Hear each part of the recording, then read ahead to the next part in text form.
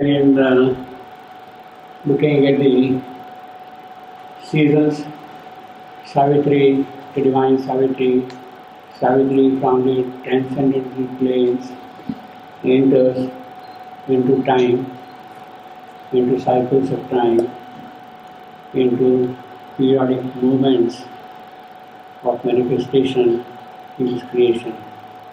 And then there is a whole description of the six seasons, according to the Indian climatic conditions, particularly in the north. The six seasons are very distinct in the northern part of India. So we had a long description of the six seasons, and the important thing is while he is describing the poetic greatness of the seasons, is great lyrical poetry, as I told you earlier also. But there is something more than that. It is not poetry for the sake of poetry. It is not an occasion to let yourself go and write poetry. It is an occasion to welcome the divine guest in the mortal world. And the relationship between the seasons and the divine guest is an intimate relationship. In fact, we saw earlier some of the very expressive phrases when we bring the seasons. He says,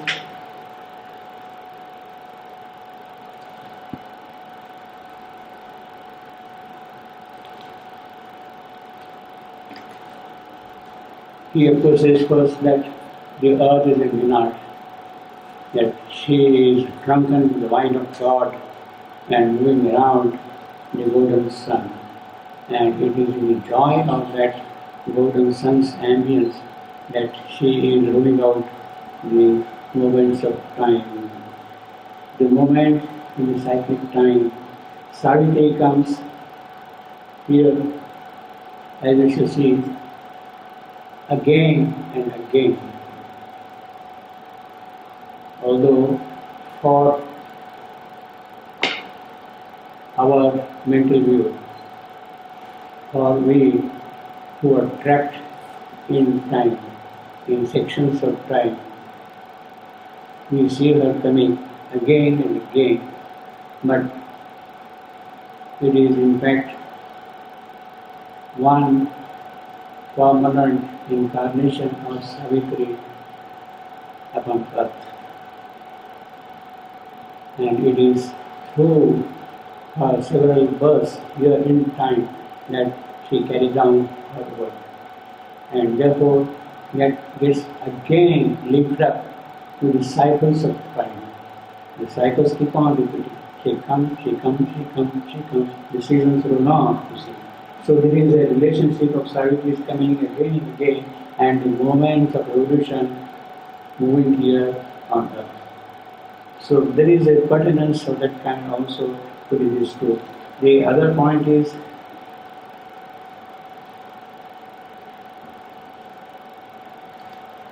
she comes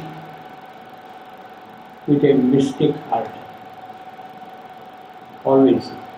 Right from the beginning. She comes with a mystic heart. This is a phrase from here.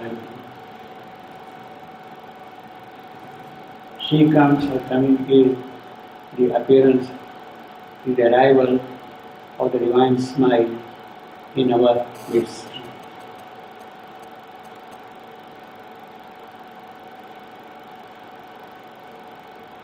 She comes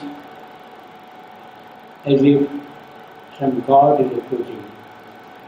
The calm which comes along with her, it is the calm of God which is immediately brought with the turmoil, the anguish, the suffering of this creation is immediately calmed down. That is the first thing which happens. There is a kind of an inner, subtle, spiritual peace all around here, and it is that which carries us forward. Now,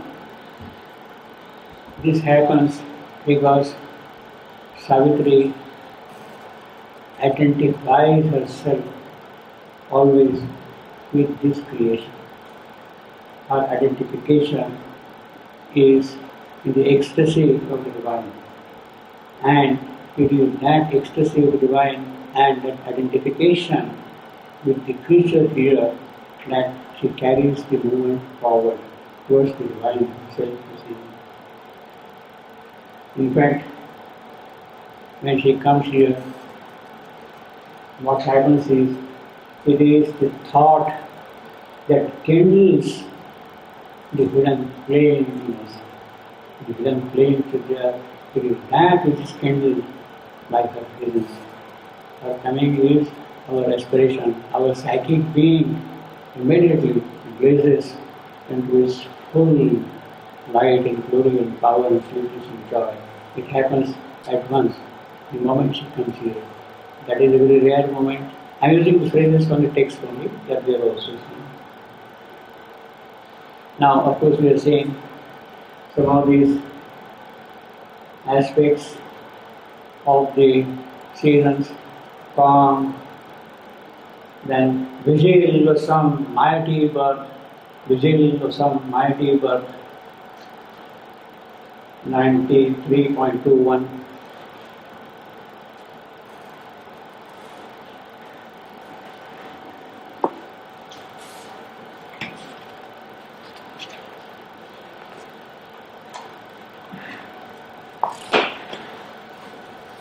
It is that vigil of some mighty birth is going to take place, and that happens in autumn. So the quality of the autumn is a kind of a vigil to guard the arrival of the new spring, of the new life here, of a mighty birth. So the season is not just a climatic display of things, it has a psychological connection with the movements of our life here. Yes. So it is a vigil of a mighty plus autumn, you see. And of course, her arrival, the spring, we have already seen earlier, spring coming here is the arrival. Yes, please? I will come to that text. Okay. I am just kind of reviewing what we did earlier. Okay. Is there also? We will be starting from here shortly. We are coming to that. Yeah. So, spring, we have already seen that is an ardent flower. The arrival of spring, suddenly the soul of the earth flowers out and becomes very beautiful. In fact, the spiritual description of the spring is that it puts the earth, puts everything directly in contact with the transcendent force. The transcendent force is what the spring has offered us. It takes you directly. Now this is something absolutely remarkable. It is a spiritual experience. It is not the description of flowers and trees and birds and climatic conditions and all that. It is a psychological state in which you can get directly in contact with the transcendent. If you are sufficiently open, sufficiently perceptive to things, some new opening comes out, and it is that what the spring does. The peacocks dancing, the birds crying, the cuckoos, the quail, all these things, they have the power to put you directly in contact with the spring. Now, it is this spring, because it has the capacity, the power to put you directly in contact with the transcendent, that it becomes a signal moment. It becomes a signal moment, a unique moment, something which is very rare, something which is very significant, and the arrival of spring becomes a unique moment in that sense, you see. Exceptional, remarkable. That is what spring is. It has the power to put you directly in contact with transcendent. Therefore, it is an exceptional moment. It is a remarkable moment. It is a very striking moment.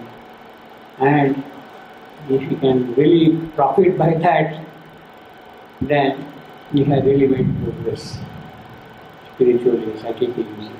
That is what the spirit does.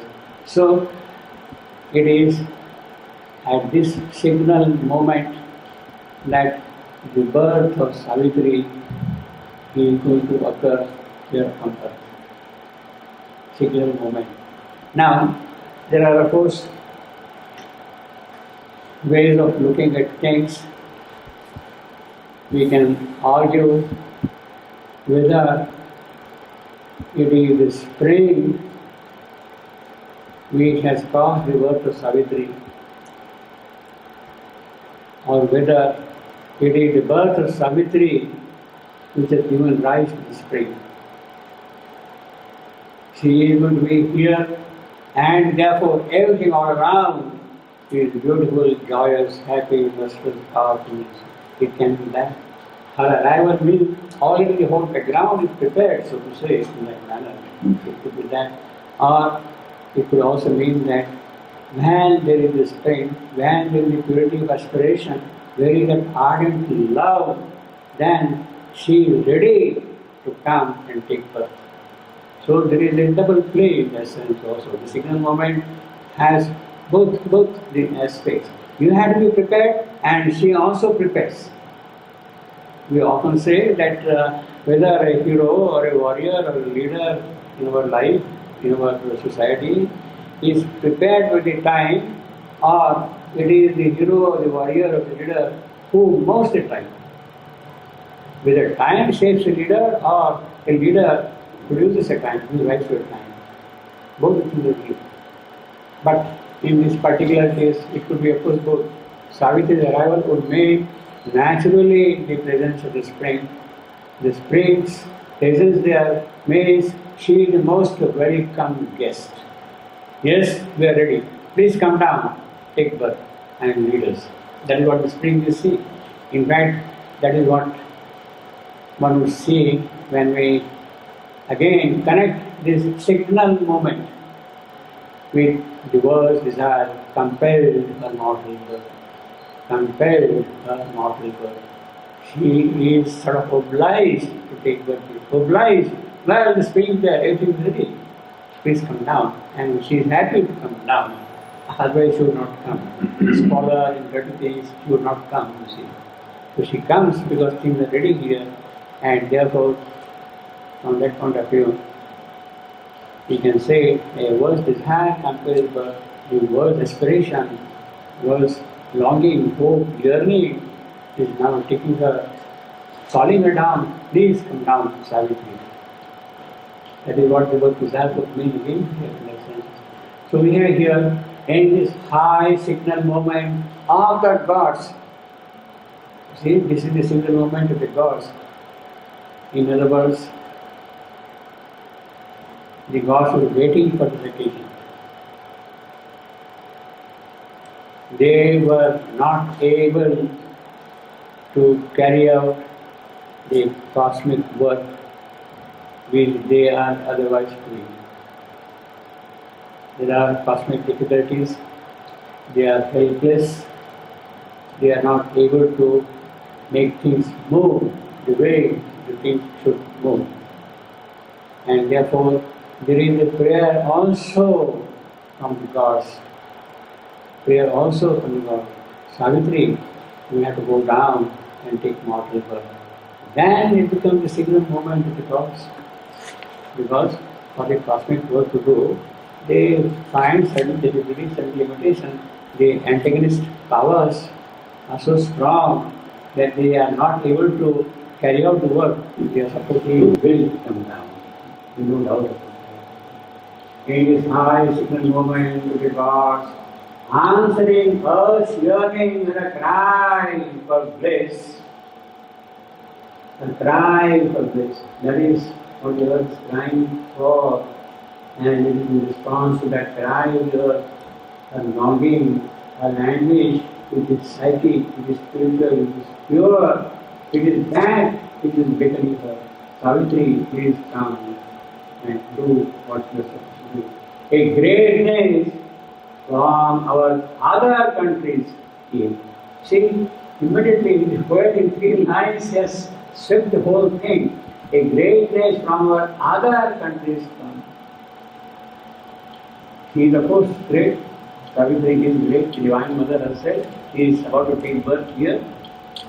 Other countries, yes, we live here in this world, the mortal world. Mortal world in the Indian tradition is called the Mrityu Loka, the world of death. It is the world of death, it is also the world for progress. Both the aspects are involved in this mortal world, world of growth through the process of dissolution. What is not able to move forward towards the divine, that has to be dissolved, that has to disappear. That is what death does. And therefore it is the Mrityu Loka which promotes the evolution, the progress, the spiritual growth here on earth. So it is here in this condition we are here, and she is coming from another world, other countries, from the transcendent. She is coming from the transcendent, the world of immortality, the world of immortality, of beauty, joy, love, happiness, oneness, sweetness. All these are native to her. She is a resident of those places. She can move freely there, and she is obliged to take birth here in response to the earth's yearning and the cry of bliss. It is for that purpose she comes here from other countries. Now, this is another way of saying, in a metaphysical language, to say that Savitri is an incarnation. Savitri is an avatar. She comes from the world of immortality. She comes from the transcendent, takes birth upon earth here. She is an avatar. And it is that avatar which is kind of immediately told in this line. A great name from our other countries came in the signal moment of the cross. And then he describes the conditions here. A silence to the noise of earthly things, and beautifully the way you speak it word, yes, the hidden expression of things here, of beauty, joy, love here, that is seen here, and it is kind of covered up by noise of the earthly things here. The silence is there, which makes now that word to come out and speak. The word here stands for expression. Expression. In fact, word has several deep connotations metaphysically. In the beginning was the word, that is what St. John starts in his testament. In the beginning was the word, and word was God, and word became all. Now, in the Sanskrit language, St. John's very first verse opens with that, in the description of the word. In Sanskrit, word is Brahma. Brahma, what we call Brahman. Don't go in the metaphysical sense, but the etymological connection of the term word is Brahma. Brahma who expresses himself, who brings things into creation. That is what the expression means. Who brings things into creation. And it is the power of expression which makes things happen here. The manifestation is because of that power of expression, because of that word, The Gnostic word means that it creates things here around and gives rise to manifestation. So Brahma, who is the creator, stands for the word. In fact, W is category, the secret word, which is not known to us, which is beyond our perceptions. In fact, in the Indian terminology, there are 4 types of language. What we speak is called Vaikari, the common language, where we have vocabularies, dictionaries, synonyms, antonyms, all kind of things are there in our language. That is called Vaikari, the spoken language as we see here. That is what we understand. Beyond Vaikari is Madhyama, the language which links up our language with a higher language. Madhyama, medium, intermediate. That is the second language, Madhyama. The third, beyond Madhyama, is Pashyanti, the spoken word, the seen word, the seen word. You see the word, you don't express it, you see the word. And you understand everything immediately. You don't utter anything at all, but you see the whole thing and you have communicated with each other immediately. Pashyanti. Beyond Pashyanti, in the last stage, Turiya, which is inexpressible, which is ineffable, which has not come into manifestation. And it is that what the secret word stands for, that here. And beautifully revealed, that is what happened, revealed the secret word, a mightier influx filled the oblivious place. Therefore, Savitri's birth is for the purpose of expression, for purpose of manifestation. Now, somebody had asked the mother,